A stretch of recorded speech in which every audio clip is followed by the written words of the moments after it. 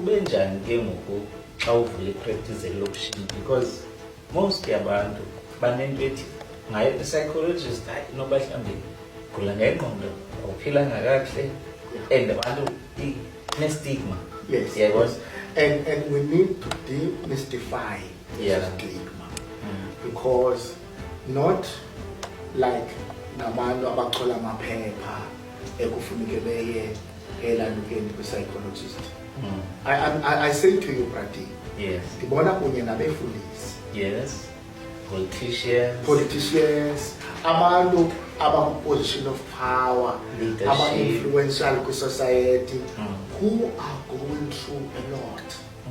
You know, you don't have to get to a point inoba ude ubonakale inoba awukho right mhlambi uyotshisa into ethile okanye be-aggressive uyobetha abanye abantu okanye vele ukhulule uhambeze.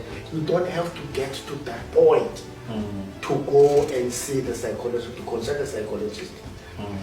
A psychologist, it is a person who is trained to understand world views zabanye abantu.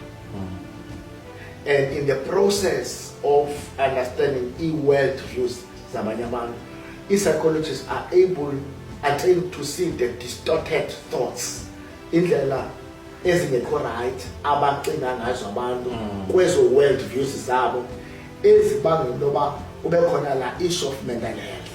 Yes. Ingxaki enkulu ke especially apha kuthi banyawo. Yeah, because into xa uthetha nge-mental health, you are speaking about it refers to indlela esivakalelwa ngayo emotionally nendlela esicinga ngayo ezibanga intoba sibe ne-adjustment problems ebomini, yabo.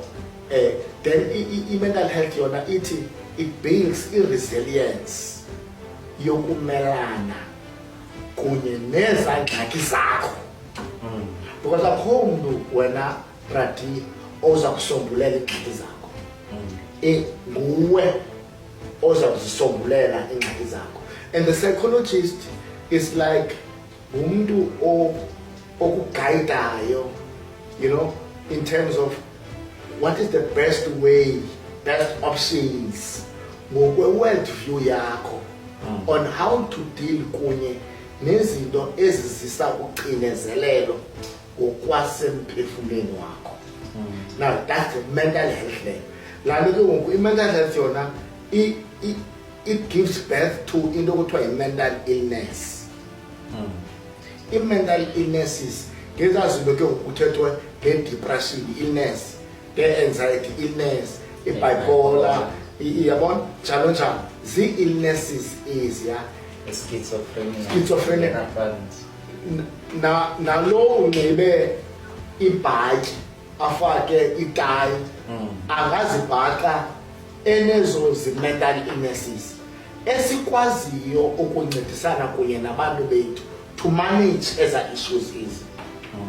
You know, so I think the point is you don't have to kama ufuneke ude uzibulale, drugs.